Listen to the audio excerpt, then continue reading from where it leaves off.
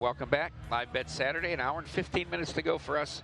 Mr. Amal Shah, as these games mid-third quarter that we are sweating. We're here at Bar Canada, live at the D in downtown Las Vegas. Iowa continues to lead Rutgers 3-0 late in the third quarter.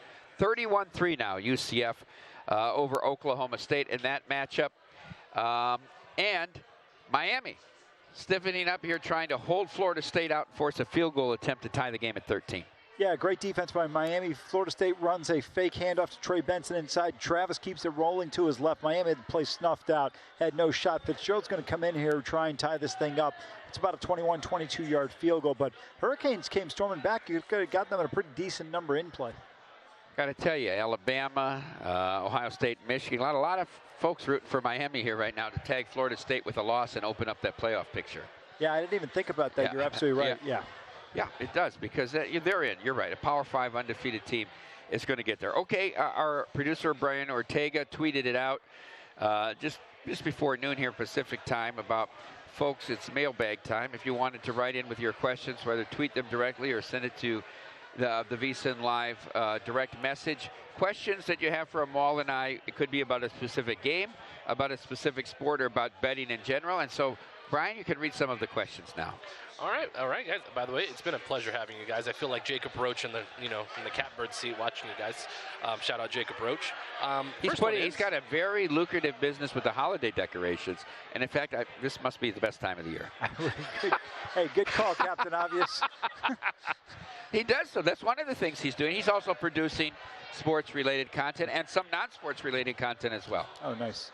All right, so one of the first ones is there a cause for concern for Michigan State and Duke, two highly rated teams in college basketball, losing their opening games? Should you be worried if you have a futures ticket on these teams? Not at all. It's college basketball. You're going to have hiccups throughout the course of the season. I think a couple things got overlooked in that JMU game. This is a team that could really score the ball last year. You look at their totals, they'd be around 154, 156, 157 type of games. So no concern there. The one thing that I have concern with Michigan State, I just don't think they're that good. Outside of Tyson Walker, Hogarth's fine. Sissoko's good defensively and rebounding, but I don't think they've got a legitimate second and third scorer that you're comfortable and confident with. I think Purdue's the class of the Big Ten this year. In terms of Duke, he just played a top 12 team. Caleb Love, ton of experience. He has played at Cameron Indoor. This is the guy that knocked off Mike Krzyzewski in his last game at Cameron, knocked him out of their Final Four when they played Carolina. You got Pelle Larsson back. And then, of course, you got the big guy inside. I'm drawing a blank on his name right now, but I like this Arizona team. I think they're the class to win the Pac-12 this year.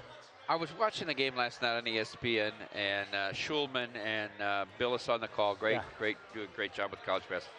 And I'm thinking about Tommy Lloyd and John Shire. Now, Lloyd's obviously a little bit older. Yeah. Because he spent a lot of years with Mark Few there. But is this Calhoun against Boeheim when they're in their 30s and 40s? Are we going to look at these guys in 25 years and they're both at 1,000 wins? Well, I think Tommy Lloyd's got a great chance. Yeah. Tucson is not a place you leave if you're in basketball. If Brian's from Tucson, you know how good U of A can be and the support that comes there locally. What's going to be interesting, though, now they are going into the fire pit in terms of what you're going to be in the Big 12. I mean, it was already the best conference in college basketball. Now you're adding Arizona into that mix. It's only going to get even more competitive when you look at it. But I think John Shire's going to have a great opportunity. They've got incredible recruits coming into Duke. It's interesting. I was thinking about this watching the Duke game. People always hated Duke. I never understood that. Now, for me, I always know why I hated Duke. Had nothing to do with Leitner, had nothing to do with Reddick. I always liked those players. Leitner's a top 5 player in my estimation in college basketball without question that I've seen. But to me, it was always because of the rat. I always wanted somebody to put him in the mousetrap. And the reality of it is he's the reason why. I always say this, Leitner was the guy that built your program, and when he came back for that ceremony that weekend, you couldn't even see him and say hello to him. That tells you all you need to know about that guy. The Carolina family, you go back all the way to Coach Smith, Coach Williams, Coach Larry Brown, Billy Cunningham, Michael Jordan, James Worthy, names that go on and on. George Karl, these guys George Karl was on our show. This is where the question stems from. And, I asked him about it, and he goes, well, it all starts with Coach Smith. I don't hear Shane Battier and Grant Hill, two guys who are highly respected guys, sit there and say, oh, yeah, Coach K was a difference in my life. You kidding me? No letters to Trajan Langdon. Nope. Okay, next question, producer Ortega. So we'll just keep it in basketball here for college. So then if Michigan State went down, that was actually rated, I believe, Matt Uman's #1 projected team in college basketball. Who do you... Wait. In the state of Michigan or nationwide? No, so he rated... so Matt Youmans did his power rankings. You can check our, the guide. Yeah. Tough crowd here, by the way. They missed that win. Yeah, so just going off of that, someone asked, then who do you like to win the national championship this year? It's Kansas. Kansas is going to win the national championship. Here's the problem. There's no team in college basketball that can move Hunter Dickinson off the post and chase him to the perimeter with KJ Adams, who should be in a bodybuilding contest, not to mention Kevin McCullough. And then you got DeJuan Harris, who can run the point as well as anybody. This is a perfect team. They just need to have consistent perimeter shooting. If they got that, KU's going to have a 97 type of season where they went 34-2 with Jacques Vaughn, Rafe LaFrance, and Paul Pierce. They've got that kind of team. The conference will be tough. Baylor's going to always be good. It's never easy when you go into Stillwater. We know Ames is always a tough place. Kansas is the best team in college basketball. For my money, it's not even close right now. You know, Mal, when we think of the Mount Rushmore of college basketball coaches, it of course starts with Wooden, and then you pick your side dishes, right? And then you've got Bobby Knight, and you've got Dean Smith, and you've got Adolph Rupp, and you've got Krzyzewski, obviously. Yeah. Does Bill Self have a shot at the end of the day to be right there? He could, in my estimation, enough to win 2 more national championships. The reason why I put him at 2, you said the Mount Rushmore of college basketball coaches. I'll give you 4 that I'd put on there. John Wooden, Mike Krzyzewski, Bobby Knight, and Jim Calhoun. Okay. I think Jim Calhoun is one of the most underrated coaches of all time in any sport. He won 3 national titles. Kevin Ollie takes over. They win a 4th one. But to me, if Self wins 4, and the reason why he can't get away with winning 3, for the talent that has come to Lawrence, they haven't won enough. They should have won more than they have. It's just like Tom Izzo. I don't know why Tom Izzo gets a pass on having 1 national title, and that was 23 years ago. All right, we have another one. Let's switch over to NFL here. With so many unders in the NFL this year, do you see an overcorrection coming in the next couple weeks to the over? Not really, unless the numbers get adjusted on the totals. I don't think they're being adjusted enough. There's a couple of factors you got to remember in the National Football League that are different than college. College, you have explosive plays. 70-yard run is not out of the question in any situation. In the NFL, a 70-yard run you see once every 6 weeks. The most explosive play is pass interference. Yeah, that's exactly right. Hey, Mike's right. He's absolutely right. That's a great line. And Mike is absolutely right. No, I don't, because remember, weather's going to be a factor as we get into December in many of the different climates. A ton of teams have domes. I get that. But still, teams are more conservative in the NFL. Coaches don't screw up the clock management the way they do in college. You know, for example, today at the end of the Michigan game, they take a run with 25 seconds left with Blake Corum. I get it's not a risky play. But what if Blake Corum fumbles the football right there? Is Blake Corum more likely to fumble or peel off a 75-yard touchdown run? So why would you not take a knee in that situation when Penn State's got 1 timeout? All right, I have one more on the list here. Kind of more of a philosophical, I think, here is what's your view on betting futures with a lot of these sports starting out, like the NBA, college basketball?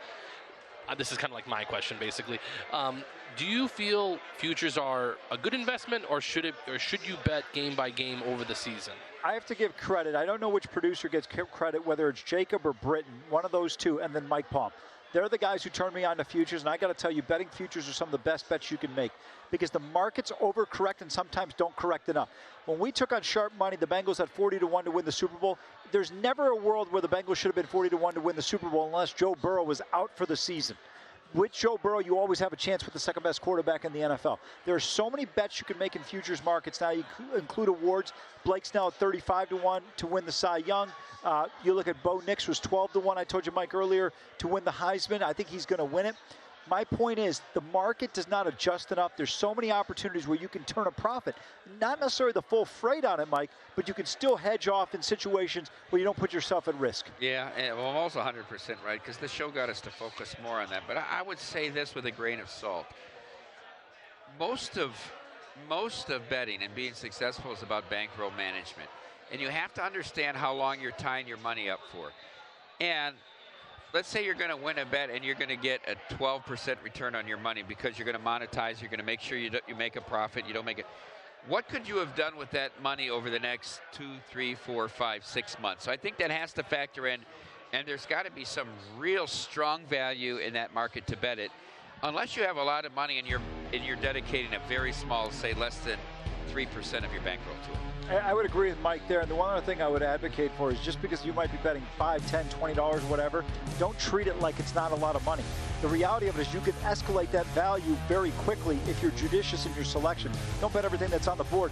If it's a Thursday night game you would never bet on a Saturday, why are you betting it on a Thursday? All right, when we come back on Live Bet Saturday, we'll update all the games underway.